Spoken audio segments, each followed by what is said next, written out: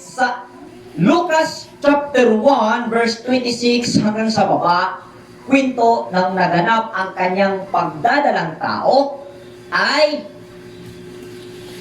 may utos sa kanya mula sa Espiritu. Dito po kayo dadalhin at samahan niyo po kami na ito ay halukatin at malaman ang tunay na kaganapan sa kanyang pagbubuntis. Good afternoon sa lahat. Shabbat Shalom sa lahat ng mga kapatid. Magandang hapon. Mayong hapon mga kaigsunan o mayong sabat po sa tanan gayud. Happy Sabat sa tanan. Okay, so welcome po ang lahat na makakakita sa live nito o makakadaan po ito sa inyong mga wall, sa inyong view mga kapatid. Inayahan po namin kayong samahan ang aming pagtatalakay sa hapong ito na nagsisilbing turo diskusyon sa Sabat na ito. At ang topic po sa hapon na ito ay si Jesus ay talagang anak ni Jose. Kumbaga, si Jesus na Messiah, tunay na anak ni Jose. Si Jose ang kanyang tatay. Yan po ang ating topic sa hapon na ito at ating pong ipapaliwanag base po sa Biblia at base po sa realidad. Siya yung tawag na ba? Sa biological father. Si Jose yung kanyang biological father. Father pala. Jesus sa Matthew chapter 2 verse 1 hanggang verse 3 muna. Basahin natin at atin pong i-analyze ang kwento dito dahil dito po nagsimula ang salaysay sa kanyang pagkasilang ni Jesus at dito natin antabayanan at atin pong tingnan ang kwento at i-analisa ang mga kaganapan na narito kung paano naging si Jesus ay biological son talaga ni Jose na asawa ni Maria. Amen. Okay, basahin natin sa Bisaya muna. Matthew chapter 2 verse 1 to 3. Mateo 2, versikulo 1 ngadto sa 3. Human matao si Jesus sa Bethlehem, sa Judea sa mga adlaw ni Herodes nga hari, tanawa ang mga astrologo gikan sa sidlakan nga bahin niabot sa Jerusalem. Nga nag-ingon, hain man ang usa nga natawong hari sa mga Hudiyo. Kay nakita namo ang iyang bituon sa didto pa kami sa sidlakan. Og namanhi kami aron pagyukbo kaniya. Sa pagkadungog niini, nasamok si Haring Herodes og ang tibuok Jerusalem uban kaniya. Okay. So, itong verse na ito, nagpapakita na naisilang na si Jesus. So, ang ating titingnan, itong bago pa siya isinilang. So, sa chapter 1, verse 18, basahin po natin hanggang verse 19. Tingnan po natin dito. Kumbaga, paatras po natin mula nung isilang siya hanggang sa siya ay kumbaga, ibinuntis pa. O, tingnan natin. Mateo Kapitulo 1 versikulo 18 ngadto sa 19. Apan ang pagkatao ni Jesucristo mo'y sa ingon niini nga paagi sa panahon ang iyang inahan na si Maria gikasaad sa kaminyoon kang Jose, nakaplagan siya nga mabdos pinaagi sa walaang espiritu sa wala pa sila maiusa. Kinunua si Jose nga iyang bana tungod kay siya matarong og dili buot nga siya mahimong usa ka talan-awon sa publiko. Naghuna-huna sa pagdiborsyo kaniya sa tago. Amen. Okay, so dito, sa ipinakita, buntis na. Nalaman ng buntis. So patras nga tayo. Nung isinilang, kanina nabasa, ngayon, buntis na. So, yan po yung na-describe sa Bible. So, kung ating titingnan dito sa ibang version sa Bisaya, ganito po pagkasabi. Mao kini ang kaagi sa pagkatao ni Hesus Kristo. Ang iyang inahan nga si Maria, nga sinayuran na ni Jose. Apan sa wala pa sila magtipon, nakamatikod si Maria nga nagsabak siya sa lalang sa Espiritu Santo. So, sa 19, ingon dire si Jesus nga si Jose nga iyang pamanhunon, tao nga matarong apan dili siya buot kapakaulawan niya si Maria sa atubangan sa mga tao. Busa naglaraw siya sa pagpakigulag kaniya sa hilot. Note, mayroong palaisipan. Na i-describe po dito na si Jose ay matuwid na tao. At dahil siya isang matuwid na tao, nagbabalak si Jose na kanyang hihiwalayan si Maria para hindi mapapahiya sa mga tao. So, kung ating titingnan, hinungbuwagan kwebong sa hilobiyaan, aron di maulawan. Mas maulawan ni noon. So, mas mapahiya pa. So, may something dito sa kwento. So, bago pa na nangyari namalayan ang sitwasyon na siya ay nagbuntis o nagdadalang tao, tingnan natin kung paano siya nabuntis. So, kanina nakita natin na isinilang na siya. Ngayon, nalaman na nagbuntis na si Maria. Ngayon, alamin natin kung paano siya nabuntis. Sa Lucas Kapitulo 1 pa rin, tingnan natin. Kasi yung pagkasilang ni Jesus, apat yung writer ng kanyang gospel baga. Dito yung Matthew, Marcos, Lucas, at Juan. Pero itong dalawa ang nagsasalaysay lang ng kanyang pagkasilang. Itong Matthew at Lucas. Lucas Kapitulo 1, versikulo 26 hangtod sa 33. Sa iyang ikaunong kabulan, ang manulunda nga si Gabriel, gipadala gikan sa Dios ngadto sa usa ka syudad sa Galilea nga ginganlag Nazaret.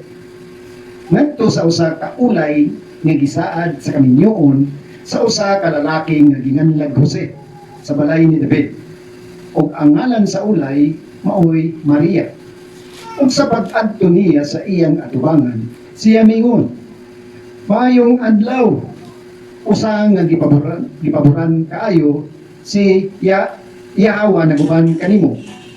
Apan siya nalibog pag-ayos sa maong mga pulong. Ug nagkunawna kung unsa kahang matanga kini sa pangumusta. Musa ang manulunda mingon kaniya, "Ayaw kahadlok Maria, kay ikaw nakakaplag og pabor sa Dios. Og tanawa, ikaw manangkon sulod sa imong taguangkan og manganak og usa ka anak nga lalaki. Og pagkatawgon mo ang iyang ngalan nga Hesus. Kini siya mahimong bantugan og pagkatawgon anak sa labing hataas. Og ihatag kaniya ni Yahawa nga Dios ang trono ni David nga iyang amahan. Og mga magamando siya ingon nga hari sa balay ni Jacob hangtod sa kahanturan og walay makatapos ang iyang gingharian." Amen. So, sa naging kwento dito, ang kanyang pagbubuntis ay naganap noong si Elisheba. Si Elisheba is nanay ni Juan, John the Baptist. At ang tatay niya ay ang Kuhin Gadol na si Zachariah, the last Kuhin Gadol sa Israel na matuwid. So, ang pinakahuling pare na matuwid, Kuhin Gadol, na mula sa hanay ng mga Levita ay si Zachariah, tatay ni Juan. Ngayon, nung anim na buwan na yung tiyan ni Elisheba, pumunta si Maria kay Elisheba, bumisita. Nandyan yan sa kwento, itaas, bago pa naganap ang binasa natin ngayon. So, pagdating dito sa versikulo 26, na salaysay dito na yung Angel Gabriel mula sa Diyos, anghel ng Panginoon, anghel ng Diyos, ipinadala sa bayan ng Galilea sa lungsod ng Nazareth. Isinuko doon sa isang dalaga na ikakasal. Hindi pa na ikakasal pa lang, na nagngangalang Maria. At dito naganap ang istorya na siya ay magbuntis sa pamamagitan ng sa lalang ng banal na espiritu. At ang isinugo na alam sa kanya ay ang anghel na Gabriel. At matapos ang kwentong ito, siya ay nabuntis na, at yun nga ang ating nabasa sa Matthew chapter 1 verse 18, kung saan nalaman ni Maria na nabuntis na siya. So, ang ating iresolba, mga kapatid, dahil ang matagal na nakwento na yung pagbuntis na naganap kay Maria ay hindi ito maipaliwanag dahil ito'y nababalot ng misteryo na hindi na naipaliwanag. Pagka sinabing banal na espiritu ang lumalang, hindi na inalam kung paano o bakit o kaya sa anong kaparaanan, dahil inunawa ito na bigla na lang nabuntis sa pamamagitan ng kapangyarihan ng Diyos. Ngunit, ang kasulatan sa karunungan ni Solomon may isinulat tungkol sa pagdating ng tao dito sa mundo at pag-alis. Sinulat sa karunungan ni Solomon chapter 7 verse 5, pero simulan ko na lang sa verse 1 hanggang verse 5. Basahin ko po sa Bisaya dahil wala po akong Tagalog version po nito. Kung kayo po dyan mga nanonood at gusto nyong sundan, ulitin ko po, karunungan ni Solomon chapter 7 verse 1 to 5. Ito po ang ating basahin at ating pong i-connect sa pagkatao ni Jesus o pagkasilang ni Jesus, kung talaga nga bang ang pagkalalang ng banal na espiritu ay hindi ba ipinanganak sa pamamagitan ni Jose. Ito po ang sinabi sa Bisaya version. Sama sa katao, ako tao ng mamatay. O sa ako kakaliwat sa apo. Gila lang ako gikan sa pinhi sa usa ka lalaki. Diha sa kalipay sa pakikilawas. Sulod sa siyang kabulan, ang akong lawas na hitsura diha sa dugo sa kaguangkan sa akong inahan. Sa nahimugso na ako, miabot ako sa kalibutan sama sa uban. Nagsugod ako sa pagginhawa sa samang hangin nga gininhawan akong tanan. O sama kang bisan kinsa, ang unang tingog nga ang akong gihimo mawang paghila. Giputos ako sa mga panapton o gilampinan. Walay hari nga nagsugod sa kinabuhi nga lahi nini. Walay hari nga nagsugod sa kinabuhi nga lahi niini. Tagalogin ko, walang hari na magsisimula ng buhay na hindi tulad nito. Yan pong ibig sabihin. Kaya, alang ka natong tanan, adunay usa ka paagi sa pagsulod sa kinabuhi. O adunay usa ka paagi sa pagpagawas niini. Ang ibig kong sabihin ng karunungan ni Solomon, may iisang kaparaanan ang tao para siya'y pumasok sa nasabing journey ng buhay. Siya'y isisilang sa pamamaraan ng pagtatalik. At sa paglabas niya sa nasabing journey ng buhay, kailangan niyang mamatay. Yan po ang natural process na nagaganap mula noon hanggang ngayon. Kung kaya, dito sa Lucas Kapitulo 1, versikulo 26, atin pong usisahin, atin pong analisahin ang mga nagaganap dito. Simulan po natin na saliksikin ang salitang anghel. Kung ano ang salitang anghel. Sa sinaunang panahon, maraming sita sa Biblia, brother and sister, no? Na ang anghel ng Panginoon ay nagpapakita sa kanyang mga lingkod. Kung inyong naaalala, ang kwento sa pagiging hari ni Saul. Pagiging hari ni Saul. Nung siya'y nagkasala, dahil sinuway niya ang kalooban ng Panginoon, umalis sa kanya ang Espiritu ng Diyos. At nagpadala ang Panginoon ng ibang espiritu. Since mga kapatid, ang anghel, ang ating inaalam kung ano ito, ayon sa Hebrew chapter 1, verse 14, tingnan mo, Kuya Bong, sa chapter 1, verse 14 ng Hebrew, Hebreanon, Kapitulo 1, versikulo 14. Dili ba silang tanan mga espiritu alang sa publikong pag-alagad? Nga gipadala aron mag-alagad ni adtong magapanunod sa kaluwasan. okay, ito po yung bersyon ng Tagalog sa binasa ni Kuya Bong. Anong ang mga anghel?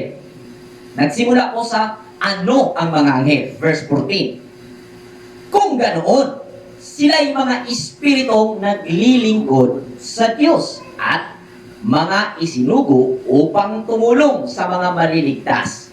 So, ang anghel pala, Kuya Bong, espiritu. Kung ating i-define, pag sinabing espiritu, ito'y walang laman, walang buto, walang entity. Tama po ba? So, pag sinabing anghel, walang entity. Espiritu. Kung espiritu, ito'y nagpapakita sa iyo sa isipan, sa panaginip, at sa imahinasyon. Yan po ang espiritu. Sa kaganapan, sa sinaunang mga ninuno, sa kasaysayan ng Biblia, sa panahon ni Saul na unang hari ng Israel, iniwan siya, inalis sa kanya ang Espiritu ng Diyos. At nagpadala ang Panginoon ng masamang espiritu. Sa ibang version, umalis ang angel of God at pinalitan ng Panginoon ng demon spirit or devil angel. Kung saan nandito mababasa sa Samuel, 1 Samuel chapter 16 verse 14. Tingnan natin. Samantala, ang espiritu ni Yahweh ay umalis kay Saul. At sa pahintulot ni Yahweh, isang masamang espiritu naman ang nagpapahirap kay Saul. So, matapos umalis ang espiritu, anghel, angel of God, pinalitan ng masamang anghel, devil angel. At sa pagkakalam ng iba kasi, ang Diyos ay puro kabutihan. Ang Panginoon ay puro kabutihan. Ngunit, sa talakayang ito, ipapaalam namin sa inyo na ang Diyos ay good and bad. Ang kanyang nasasakupan.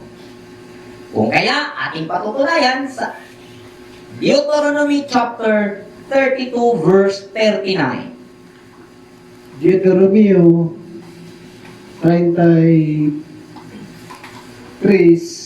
32. at 32, versikulo 39. Tanawan ninyo karon nga ako mao siya. Ug walay mga Dios uban kanako. Ako nagabatay ug ako nagabuhi. Ako nagahimo grabe nga pagsamad ug ako magaayo ug walay usa nga makasakmit gikan sa akong kamot. Amen. Klaro. Gusto kong ipaalam sa lahat ng mga manonood na ang Diyos ay hindi kabutihan lamang. That is one side lang. Ang lahat ay kanyang nasasakop. Ibig kong sabihin, pinaliwanag dito, kung ating intindihin, ang sabi, ito yung version na Tagalog. Basahin ko ha, para sa inyo mga Tagalog. Alamin ninyo, verse 39 po ito ng chapter 32 ng Deuteronomy. Alamin ninyong ako ang Diyos. Oo, ako lamang. Maliban sa akin, wala nang iba pa. Ako'y pumapatay at nagbibigay buhay. Ako'y sumusugat at nagpapagaling din naman. Wala nang makakapigil anuman sa aking gagawin. Kung may namatay, Diyos ang pumatay. Amen. Klaro. Kung si Saul ay pinadalhan ng masamang espiritu, Diyos ang nagpapadala. Bakit? Dahil sumuway si Saul. In short, mga kapatid, kung may kasamaan na naganap sa iyo, dahil ikaw rin ang dahilan. Hiningi mo yan, kaya ka pinadalhan. Kaya, He is the God of provider. Great provider. Adonai Yireh. Yun po ang kanyang titulo. So, balik tayo kung paano nag-appear o lumabas ang anghel. Samantalang siya espiritu at isinugo kay Maria. At ating binasa, Bible-based pa rin sa maraming bersikulo na ang anghel ay espiritual na nagpapakita sa tao. Kung kaya, sa Lucas chapter 1 verse 26 hanggang sa baba, kwento ng naganap ang kanyang pagdadalang tao ay may utos sa kanya mula sa Espiritu.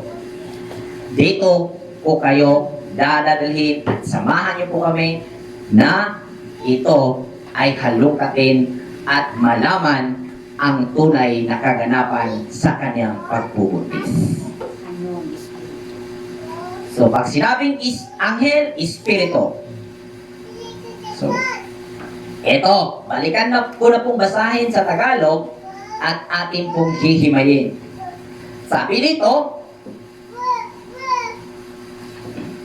lumagpas.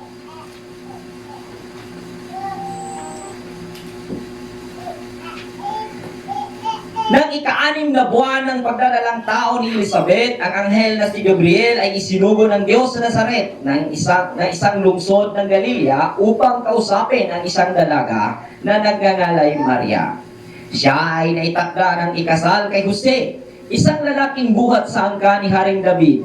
Lumapit ang anghel sa dalaga at pinati, "Ito, magalak ka, ikaw ay lubos na pinalulugdan ng Diyos, sumasa inyo ang Panginoon." Since anghel ito at walang katawan at naganap sa pagkatao ni Maria, ito ay thoughts pag-iisip na dumating sa kanyang sarili. Analyzation. Matatawag ba itong realization? Posible. Matatawag ba itong kung sa Bisaya ba nakahuna-huna siya galit, Misanto. misangtop siya una-una, suma sa kanyang isip ang ganitong kaunawaan. At bagay sinabi, kinanulugan ka ng Diyos. Imagine niyo mga kapatid, may mga tao dyan na iyong pinaniniwalaan na siya'y may komunikasyon sa Diyos. Mga devoted na tao. Sa laing pagpagkasulti, ginihugan. Gifted. Appointed sa lugar. Sa laing bahin, ingon ana usab ang nahitabo ni Maria. May mitungha sa iyang hunahuna, may dumating sa kanyang isipan, inspired sa anghel. Kaya alamin natin kung ano ang anghel. So, espiritu nga. Sa modern na pag-aalam, since nasa sinsya na tayo, no? Na era, Modern science. modern na po tayo mga kapatid, nalaman po natin na yung angel is mayroong 7 kinds o 7 types o 7 major angels. At mayroon din pong 7 major hormones. Amin po ba? Yes. Amen. Amen. Ang trabaho ng anghel, since Hebreo ito, mula sa salitang malak, na may ibig sabihin messenger. Messenger. Mensahero. Mensahero. Tagadala ng mensahe. Atin pong tingnan kung ano ang trabaho ng hormones. Ang hormones, chemical messenger. Chemical messenger. At mayroong 7 major angels, mayroon ding 7 major hormones. Amin po ba? Amen. Tsamba lang ba yan? Gusto ko pong ibahagi sa inyo mga kapatid na ang naganap sa kasaysayan na isinulat sa sulat ni Lucas, ni San Lucas, ay hindi po fantasy. Ito po'y kaganapan sa kaloob sa pagkatao ni Maria bilang isang babae. Yung 7 major hormones, nandito po yan sa Google, available po yan, pwede nyo pong tingnan. At yung 7 major angels, although mayroong mga naidagdag 2 na major angels, at sa hormones din, meron din. Kasi sa lalaki, tingnan natin, testosterone ba yun? Ito, angel muna. Ito yung 7 major angel. Michael, Gabriel, Raphael, Oriel, Silapel, Zigodiel, Barakel. Lahat nagtapos sa El, means Elohim. Amen. Since ang nagpapakita dito, si Angel Gabriel, siya ang ating titingnan kung ano ang ibig sabihin. Ang ibig sabihin ng salitang Gabriel mula sa Hebreo, Gabraas, ibig sabihin mighty, kusgan, kusog, kalakasan, tapos may salitang El sa dulo ng salita, Gabriel, ibig sabihin kalakasan ng Diyos. Amen. Amin po ba? Amen. Kung atin pong titingnan, hilahin natin ang kwento into reality, Brother Bong. Kapag ka ikay umibig, siya ang inyong paghuhugutan ng inyong lakas. Kung sabihin pa, magiging inspirasyon kita. gaano man kahirap ang buhay aking matatahak, pagkat ikaw ang aking kasama. Inspirasyon ang pag-ibig. Amen po ba? Tama. Amen. Alam niyo mga kapatid, ikikwento ko na lang. Sa panahon ni Jose at Maria, dominated na po ng religion ang children of Israel, ang bayan ng Israel. Dominated na po ng religion. At ang two major religion is, as a major sect ng religion ng Judaism is Pharisees and Sadducees. Ito po yung dalawang malalaking reliyon na nagdomina sa bayan ng Israel. At sa aking pag-uusisa, nalaman natin na sa kapanahunan nila, ang pag-aasawa ay nakadepende sa bendisyon ng leader ng simbahan. Ipakaragdagang kalaman din ito mga kapatid.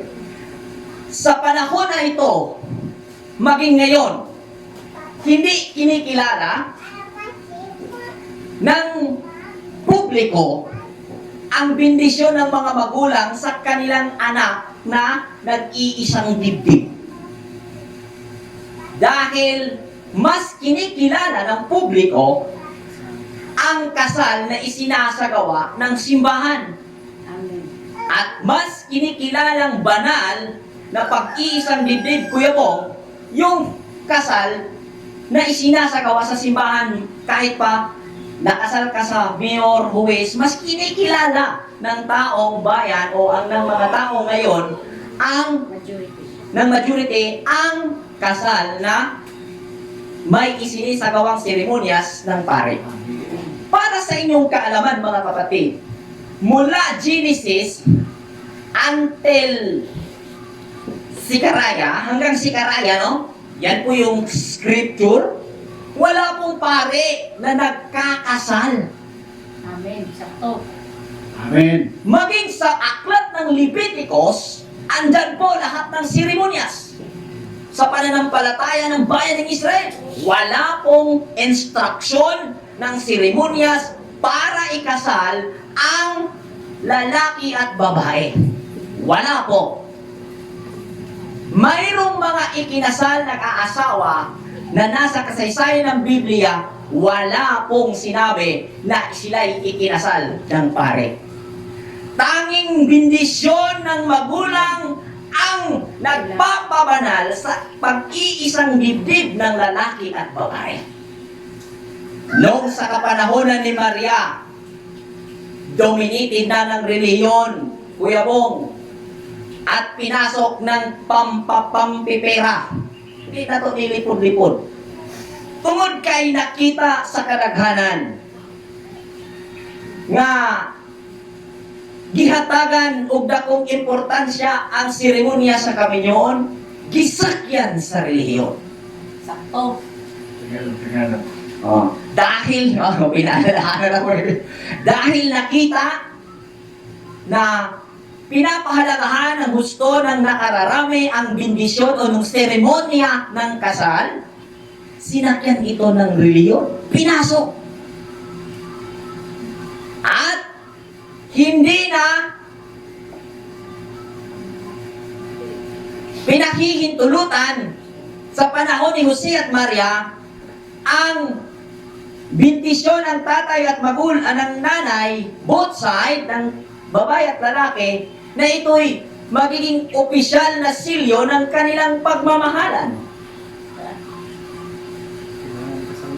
Kailangan sila'y ikasal muna, ilalim ng seremonyas ng reliyon, at saka sila magtatalit. At sa ating binasa kanina, sa Matthew chapter 1 verse 18, klaro na si Maria ay pinamanhikan na ni Jose. Ibig sabihin, nung nangyari ang pamanhikan, naganap ang bendisyon ng mga magulang. Amen. Amen po Amen. ba?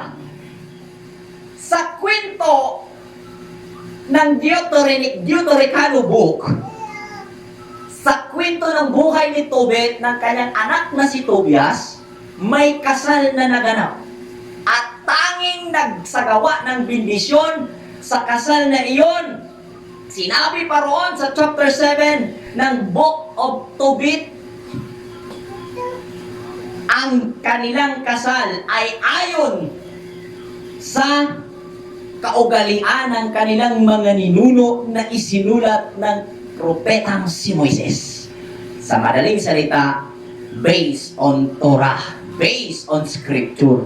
Ang kasal na isasagawa ng magulang, ang bendisyon ng ama at ina, balido ito sa harap ng Diyos.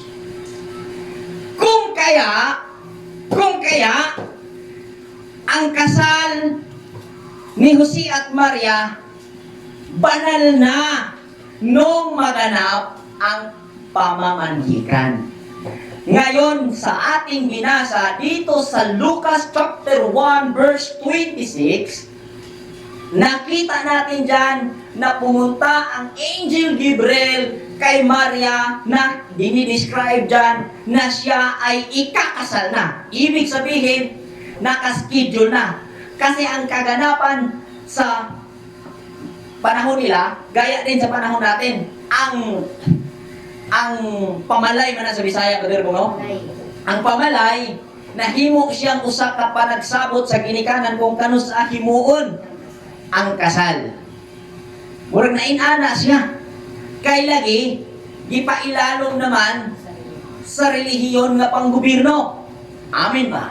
Amen. Pero ang tinuod, kung mubasi ta sa Biblikan, nung pamaagi, ang kasal o ang bendisyon nga gihimo sa matag ginikanan sa higayon sa pagpamalay, balaan o kini ang kaminyoon nga gibalaan o magbalaan sa managtiayon. Amen. Amen. Amen. Tatagalugin ko para hindi makaligtaan ng mga Tagalog.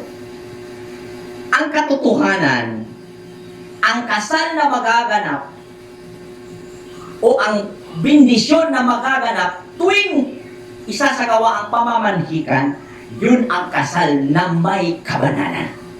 Amin po ba? Amen. Amen.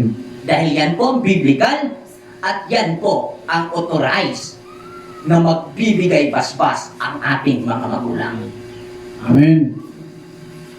Gusto ko lang linawin at gusto ko lang din paunahan, hindi ko kayo ini-encourage na huwag magpakasal sa ilalim ng batas. Ngunit ang gusto ko lang ipaalala, ang gusto lang namin ipaalala sa mensaheng ito ay maglagay kayo ng mataas na antas na respeto at paggalang sa isasagawang bendisyon ng mga magulang during pamamanhikan. Dahil yan ang opisyal at banal na bendisyon na inyong matatanggap mula sa inyong mga magulang. Amen. Okay? Kung kaya, ang sabi ng anghel dito sa dalaga,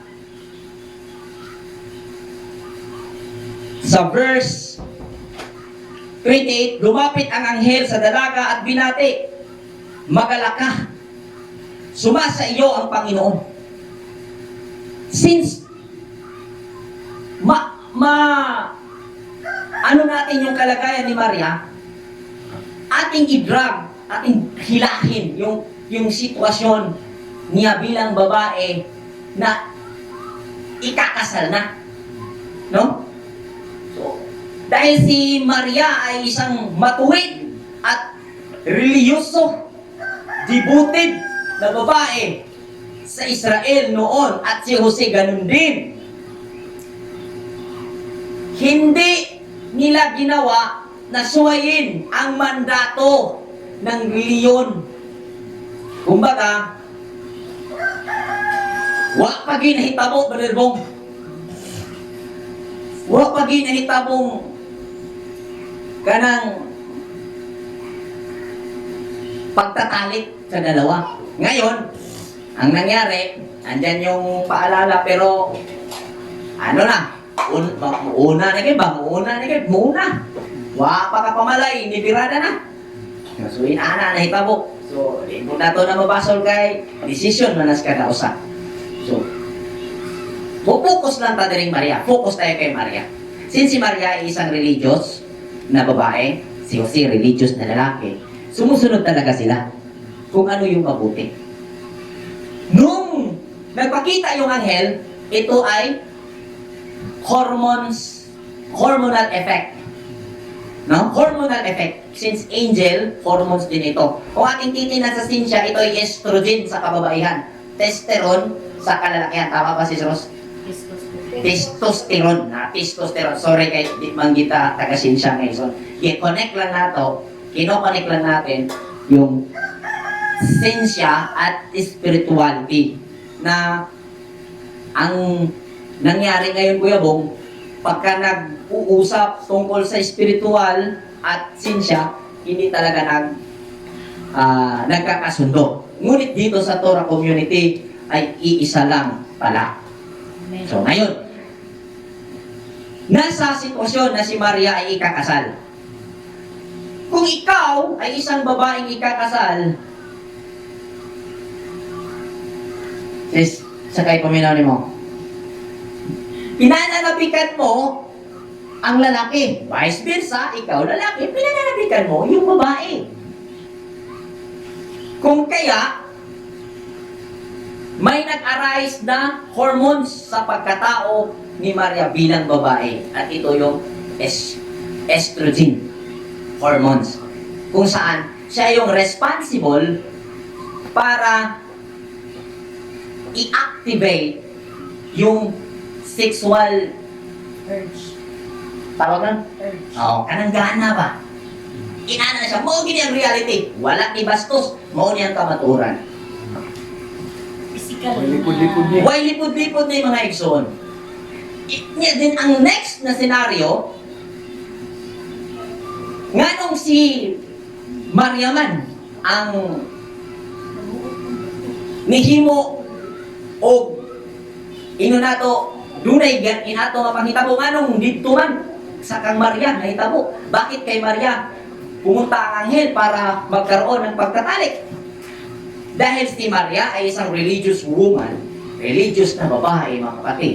Ayon sa Torah, responsible ng babae ang proteksyonan ang kanyang dignity or virginity. So, dahil si Jose ay isang matuwid na lalaki, hindi ugali ni Jose na katagpuin si Maria doon sa balayo sa kanilang tahanan at doon to niya dumug-dumugon, Kuya Bong. Dili na batasan ni Jose, si Jose usaman katarong na lalaki. Nagtamod sa pagtulunan sa Torah. Matuwid. Pero yung pananabik ni Jose, andun talaga. Kung kaya na-arise yung hormones doon sa pagkatao ni Maria at based sa kultura nila, kailangan siya yung unang magpakita ng hakbang para mangyari ang pagtatalik. At sinabi ng anghel, huwag kang matakot. Kung kaya sinabi dito sa kwento, naguluhan si Maria kung ano ang ibig sabihin ng salita. Huwag kang matakot. Saan ba siya matatakot?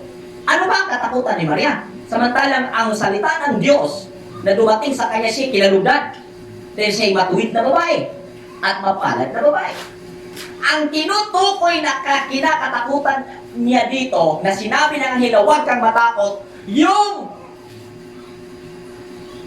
instruction ng reliyon, huwag kayong magtalik hanggat kayo'y hindi makasal sa simbahan. Sakto.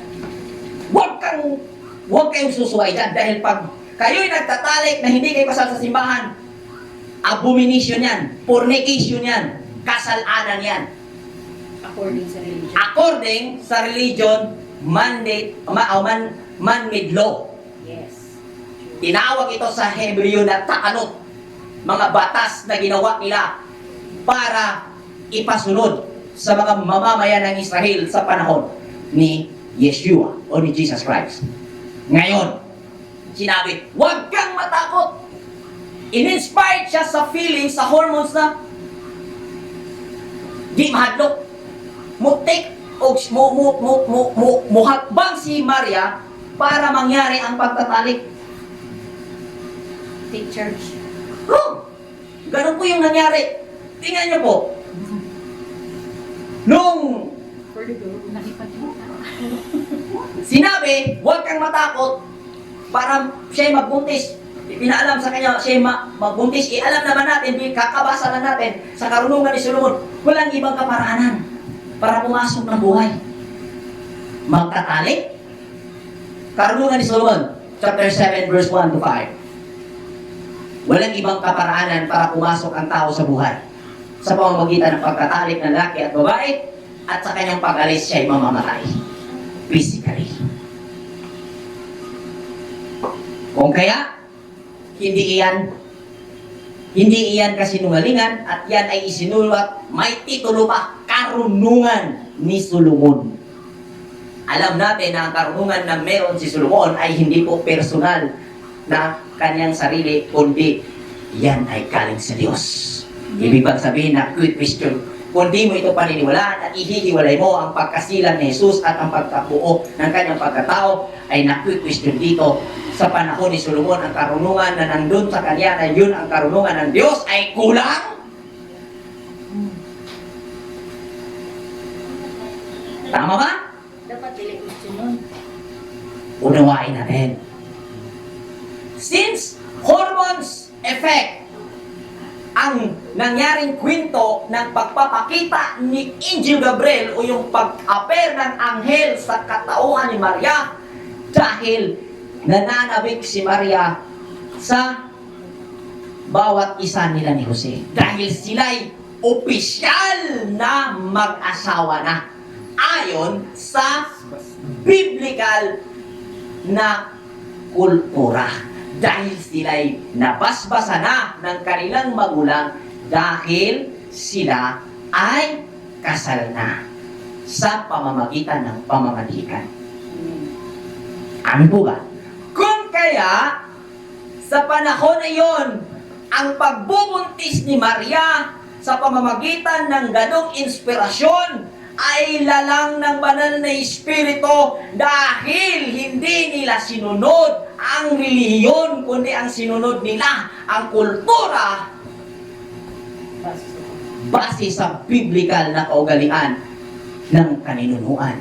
Amen. Ang bendisyon ng magulang ang naging dahilan at nagpapalakas loob ni Maria upang humakbang at isagawa ang pagtatalik at mabuo ang Misaya o ang katawan na sinasakulukuban ng Espiritu ng Misaya. Amen. Amen. May kadlok. Nawa ang kadlok ni Maria. Gagawin to. Naunawaan ni Maria. Kung kaya lalang na banal na Espiritu na inspired siya. Kasal na bitaw. Kasal na sila eh. Kasal naman yun. Kaya sinabi dito sa verse 29, naguluhan si Maria at inisip niyang mabuti kung ano ang kahulugan ng ganong pangungusap. Inisip niya ng mabuti kung ano ang kahulugan ng ganong pangungusap Nag-analyze. sa sitwasyon na kanyang kinaroroonan, bawal sa panahon nila na sila'y magtatalik kahit sila'y pinahintulutan ng kanilang magulang. Dahil yung mandato na lumalabas na gano'n ay galing sa reliyon. Naguguluhan siya. Pero sinabi sa kanya ng anghel, huwag kang matakot, Maria. Huwag kang matakot, Maria.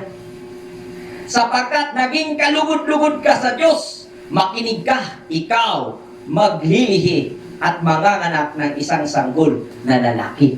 At siya'y pangangalanan mong Jesus. Sabi ng anghel, maglilihi ka. Ito'y short na salaysay. Siyempre maglilihi. Alam ni Maria, sa kanyang sarili, walang mangyayaring paglilihi kung walang pagtatalik na maganap ahin o paglilihi. Tama ba? Amen. Patong panahon nga, nagawa siya, ovulation, nagawa niya. Oo. Fertile. Saka, bilang Sakang estrogen hormones. Pakicheck nyo po. 7 major angels, 7 major hormones. Pakicheck nyo po yung effect. Ang effect ng hormones, sabi dito, tingnan natin, no?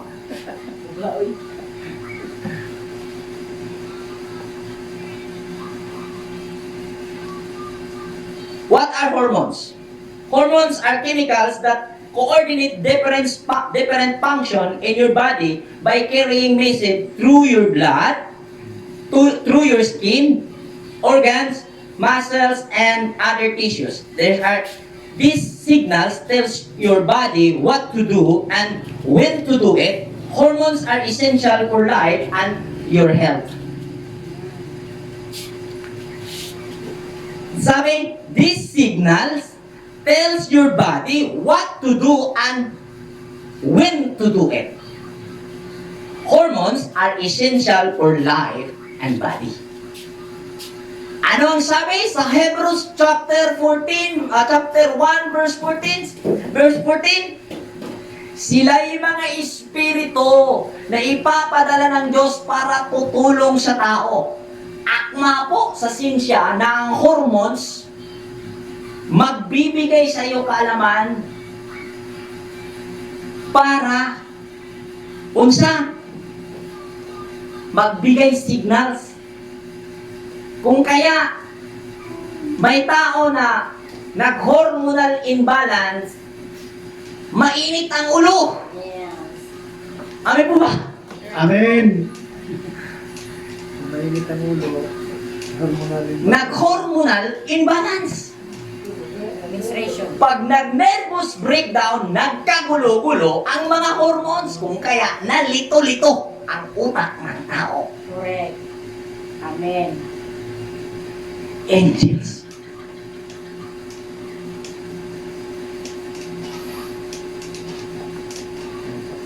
Masyadong naging pantasya ang interpretation ng pagkatao o pagkalalang ni Jesus sa pagbubuntis ng kanyang inang si Maria. Masyadong binigyan ng maraming kulay ng pantasi para hindi maunawaan ang katotohanan na napapaloob sa Kristo.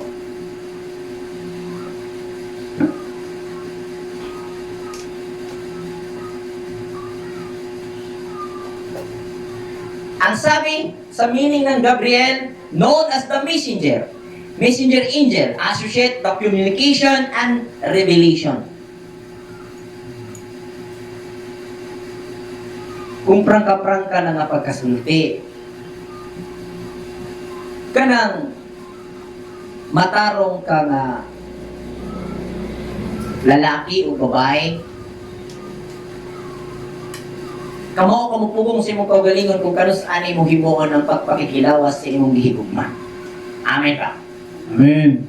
Prangka-prangka nga pagkastorya.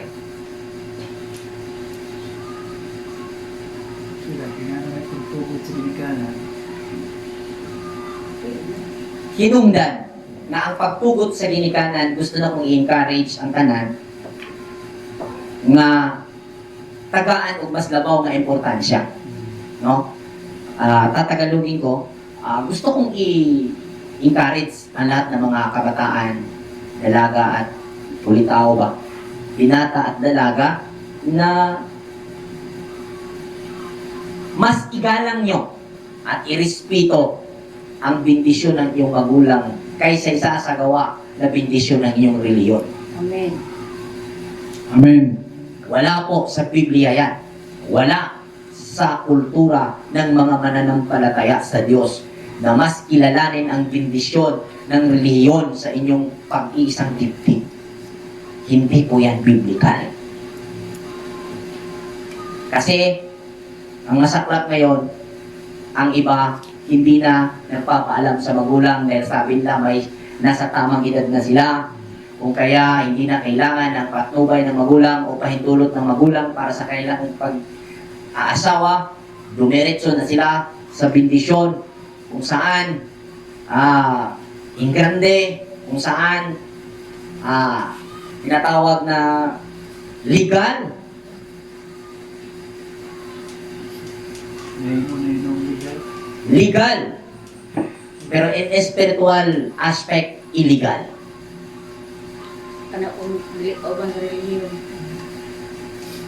Kaya, hindi ko po inanyayahan o hindi ko po dini-discourage na huwag kayong magpakasal. Iniulit ko. Gusto ko lang na maimulat ang inyong mata na mas mabisa at mas mahalaga kung gusto nyo ng prosperous marriage, bendisyon ng magulang ang inyong tanggapin. At ito'y pahalagahan ninyo tuwing mangyari ang pamamanikan. Sa kaganapan na nandito, nang marinig nila, sabi, napakli pa lang. Sa Matthew chapter 1. Sa ngayon, natupad na sinabi po ng propeta Jeremias na narinig sa rama ng isang tinig, ano pa pala.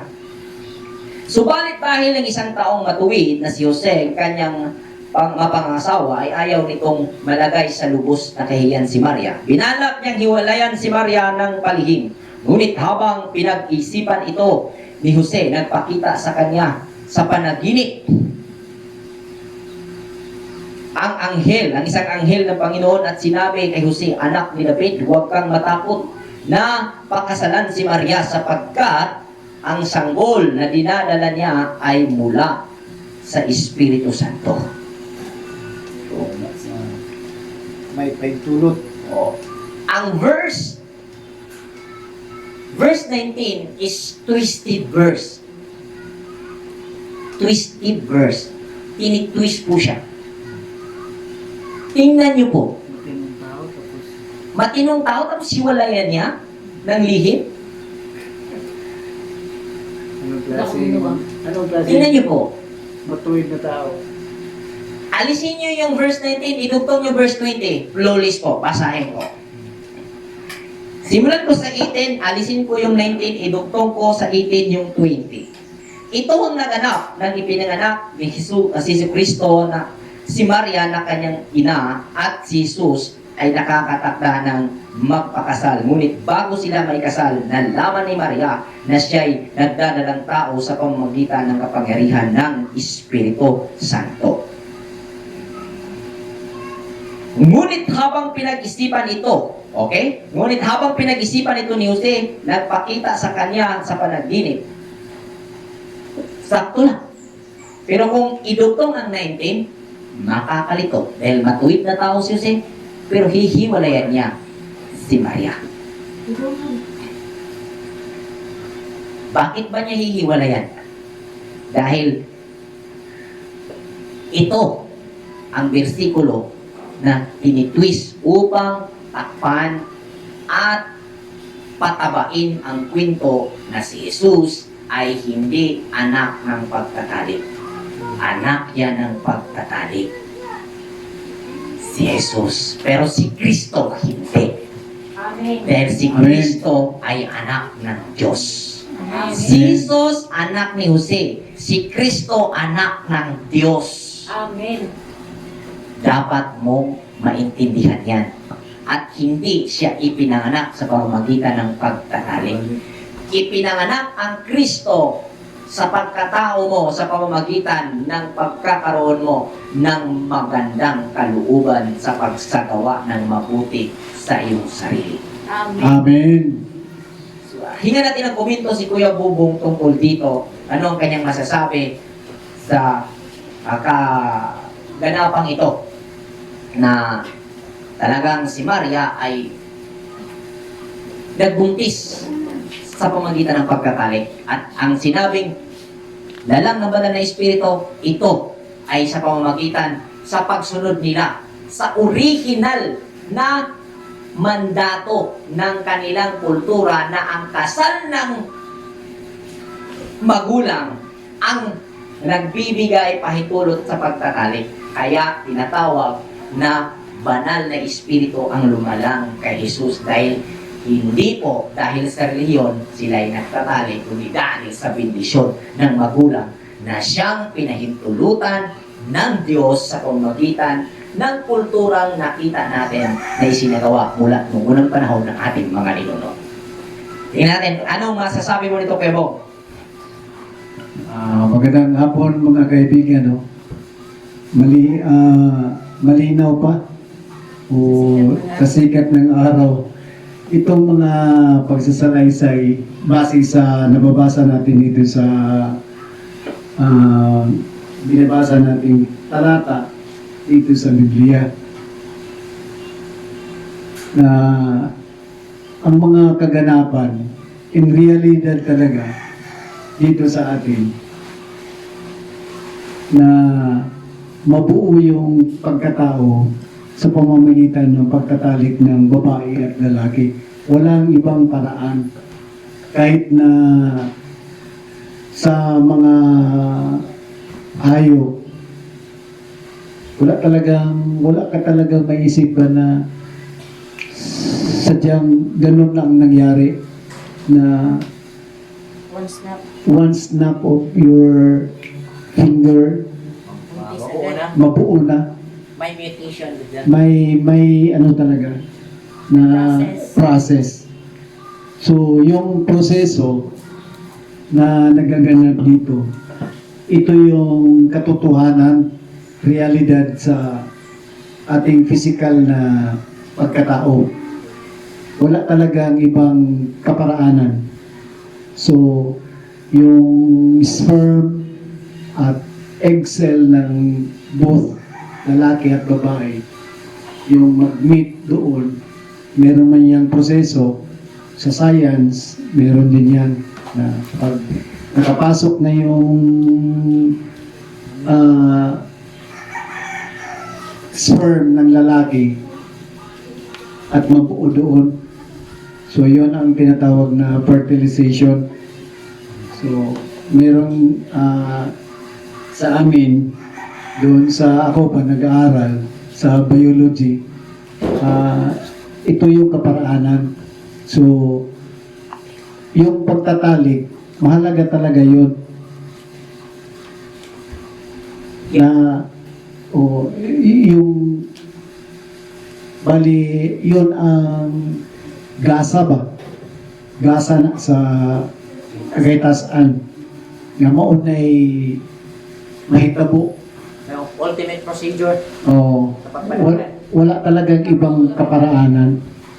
Yun, sa salaysay, sa nababasa natin, yung anghel na tinutukoy dito, ito yung mga kaparaanan kasi merong mang pahintulot na nagaganap. So, ang anghel na binabalik-balikan natin na nausisa natin no, na wala man talaga itong physical na anyo. Saka wala talagang ibang kaparaanan na makikita o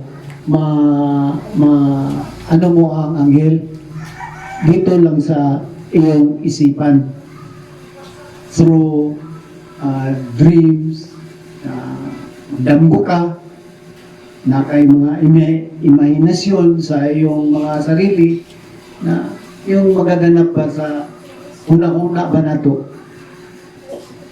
Pero yun ang dito natin ano ba na ang kaalaman na yung totoong naganap ay walang ibang proseso na pagtatalik talaga sa babae at lalaki. Walang ano na ang Diyos ang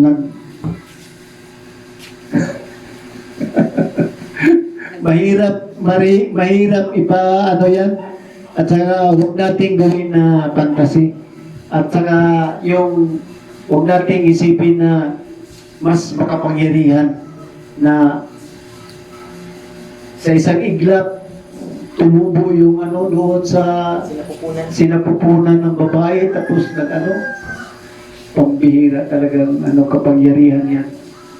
Sa totoo lang, Kung gahom ang hisgutan, Kuya Bong, wala lang nataturiagig pagbuntis o siyang kabuan. yes, kung ano lang ba? Kung kapangyarihan o pag-uusapan. Pag-uusapan? Nung na-accumulate yung baby Jesus inside sa womb ni Mary, Anak ng tatlo. kinabukasan, inanak na sana kasi kapangyarihan yung pinag-usapan. But yung process is 9 months. Saka,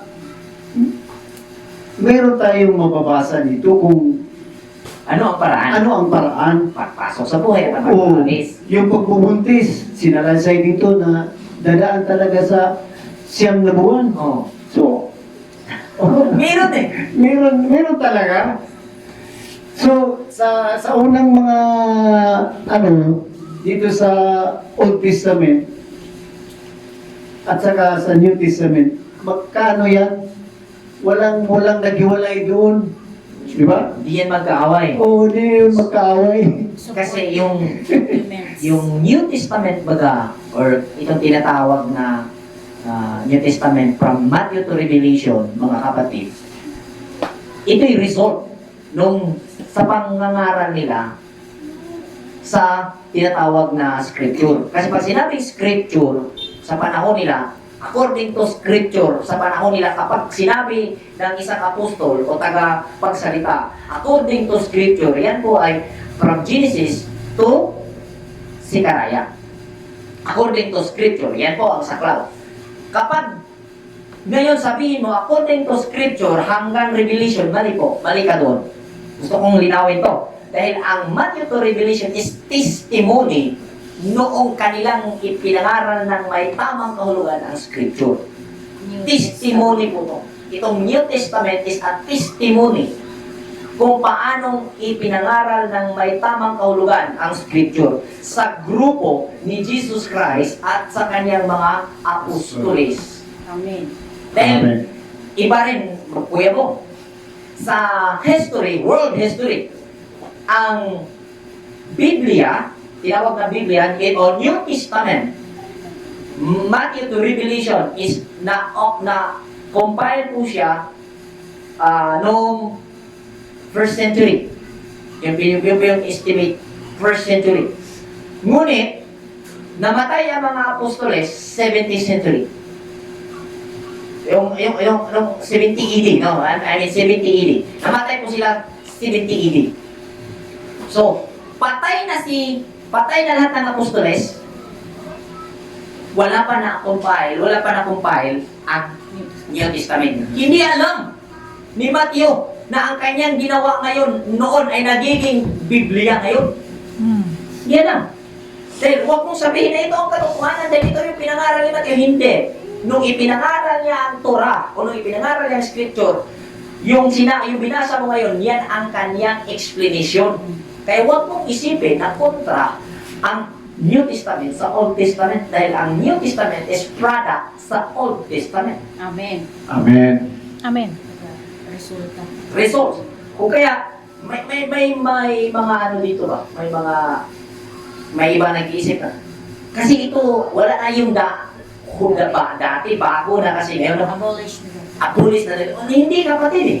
Dahil kung tingnan mo, first century na compile, yung tinawag mong New Testament ngayon, pangit din. Nadala ni Mateo yung libro ni Mateo nung nangaral siya.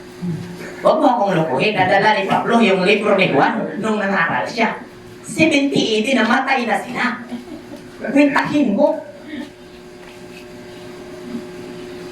Ganon. Balik kayo sa anghel. Balikan natin yun, yung kaparaanan ng pagiging tao ay naisa-naisay na. So, in realidad, yun talaga ang nagaganap na mayroong pagtatalik ng lalaki at babae Bago mabuo yung tao. bago mabuo yung tao. Yung bata. Yung bata. Yung bata. Kasi wala talagang ibang paraan. At huwag na tayo maniwala doon sa mga pagtuturo na nilalang ng banal na espiritu na walang pagtatalik. Paano mabuo ang tao? So, sa ano lang no, huwag lang kayong magulubihanan o Gulubihan. ano ang Guluhan. yung mag-isip ninyo ba na ma-confuse kayo sa ano kasi yung mga pagtuturo kung may fantasya yan yun darating tayo doon sa muling pagbabalik. Muli, babalik si Jesus. Bab- Sa kayo space. Pero, May babalik si Kristo. At yung pagbabalik ni Kristo is panandalian yung kanyang pag-alis at siya ay babalik kagad. At yun din ang biblical na statement ni Jesus sa kanyang kapanahonan, sa kanyang pangangaral. Yung lalang, ano tawag Tagalog ng lalang? Lalang din. Lalang ng banal na espiritu, ang kanyang pagkatao, dahil po sa sitwasyon ni Maria sa panahon nila at ni Jose. Dahil ginawa nila ang pagtatali, hindi dahil ilalim sa bendisyon ng religion or ng mga Pharisees. Ginawa nila yung pagtatali sa paniniwala nila na sila'y napahintulutan na sa kanilang mga magulang. Dahil yun ang biblical at alam po natin sila'y religious kung kaya sila'y may ganung kaalaman. At kung ating titingnan, si Maria at saka si Elizabeth, nanay ni Juan ay first degree cousin. So, talagang sila ay mayroong malalim na pag-aaral sa kultura ng kanilang kinagisnan. At hindi sila lubos na ilalim ng mandato ng reliyon. So, sa karagsangan ninyong mga katanungan, kung kayo po'y mayroong gustong i-clarify, pwede po kayo mag-comment dyan, i-request sa topic na gusto niyong talakayin tungkol sa pagkatao ni Jesus. Maglatag po kayo ng katanungan dyan sa comment section at tutugunan po natin at sasagutin po natin sa pamamagitan ng pagsasagawa ng topic dito sa diskusyon ng Sabat. Maglatag po kayo ng inyong comment at kung makita ko po yung inyong comment, gawan ko po ng topic bilang pagsagot ng inyong mga tanong. At sa ganon, makakapagbigay po kami ng kaliwanagan sa inyo. Amen. Maglatag po ng inyong tanong sa comment section upang amin pong masagot sa pamamagitan ng pagsasagawa ng topic dito sa itong diskusyon. Okay? So, yan po mga kapatid. At sa susunod, hanggang sa muli mga kapatid, happy Sabbath. Elohim bless us all. Shabbat Shalom sa lahat. Shalom Aleichem. Alaikum Shalom.